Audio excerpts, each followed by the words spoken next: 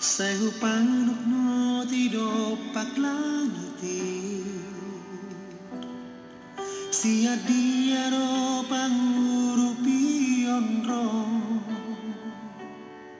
lau mangurupia di sita oroki na jojot na sotartea.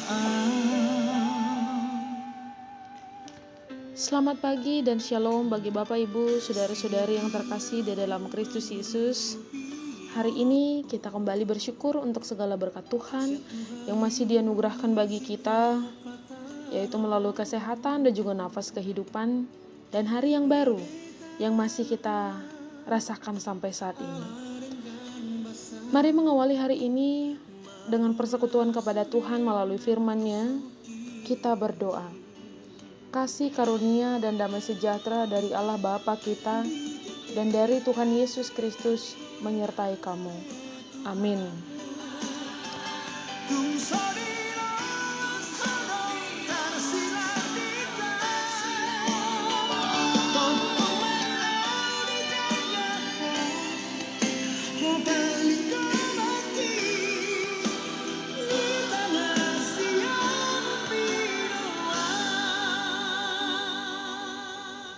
Firman Tuhan yang menjadi renungan bagi kita hari ini tertulis di dalam kitab Roma 13 ayat yang pertama. Beginilah firman Tuhan. Tiap-tiap orang harus tunduk kepada pemerintah yang di atasnya, sebab tidak ada pemerintah yang tidak berasal dari Allah, dan pemerintah-pemerintah yang ada ditetapkan oleh Allah. Demikian firman Tuhan. Bapak, Ibu, saudara-saudari yang terkasih, orang Kristen sejati adalah orang yang benar-benar hidup sesuai dengan kehendak Tuhan dan menjadi pelaku firman Tuhan. Salah satu wujud nyata terhadap kehendak Tuhan yang sudah kita lakukan adalah taat kepada pemerintah. Mengapa kita harus taat kepada pemerintah? Jawabannya ada pada nats ini yang mengatakan sebab tidak ada pemerintah yang tidak berasal dari Allah. Tuhan menetapkan pemerintah-pemerintah di atas bumi ini dengan maksud supaya manusia hidup dengan tertib dan teratur. Dan itu juga adalah demi kepentingan manusia itu sendiri.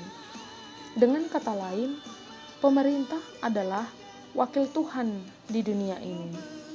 Maka dari itu, Tuhan tidak menghendaki umatnya yang menentang, memusuhi, atau melawan pemerintah. Dalam nats ini, Rasul Paulus hendak menekankan tanggung jawab orang Kristen dalam kehidupan bermasyarakat, bahwa ada lembaga untuk mengatur kebaikan bersama, yaitu pemerintah. Maka orang Kristen tidak bisa menganggap hanya perlu taat dan takut kepada Tuhan, tetapi kepada yang lain bertindak dan berperilaku sesungguhnya. Kita harus yakin bahwa pemerintah berasal dari Allah, menjadi hambanya untuk kebaikan hidup kita. Tanggung jawab kita sebagai umat Kristen kepada pemerintah adalah mendoakan mereka supaya tetap menjalankan panggilannya dan tanggung jawabnya dengan baik dan sesuai dengan aturan yang berlaku. Bapak, Ibu, saudara-saudari, pernahkah kita mendoakan pemerintahan kita? Atau kita hanya berdoa untuk kepentingan keluarga dan diri sendiri?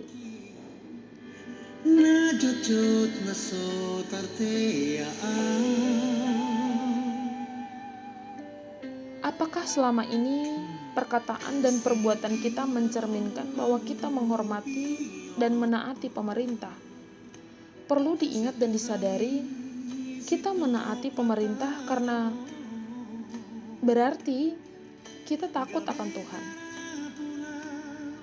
Sudahkah kita melakukan kewajiban kita sebagai warga negara yang baik, atau hanya memberikan kritikan kepada pemerintahan?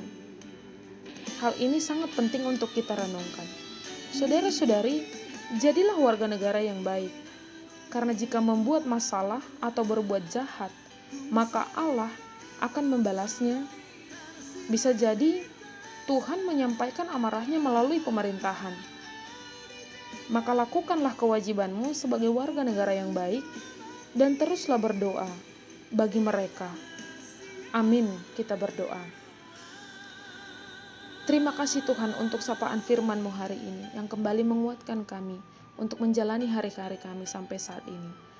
Tuhan, saat ini firman-Mu mengatakan bahwa kami harus menjadi warga negara yang baik, bahwa pemerintahan yang ada di bumi ini adalah sebagai wakil-Mu untuk membuat kehidupan manusia semakin tentram dan tertib.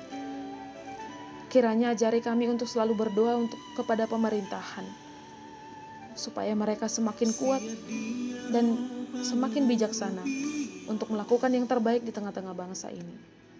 Tuhan yang memberikan damai dan Tuhan yang selalu melindungi mereka untuk melakukan yang terbaik untuk negara ini.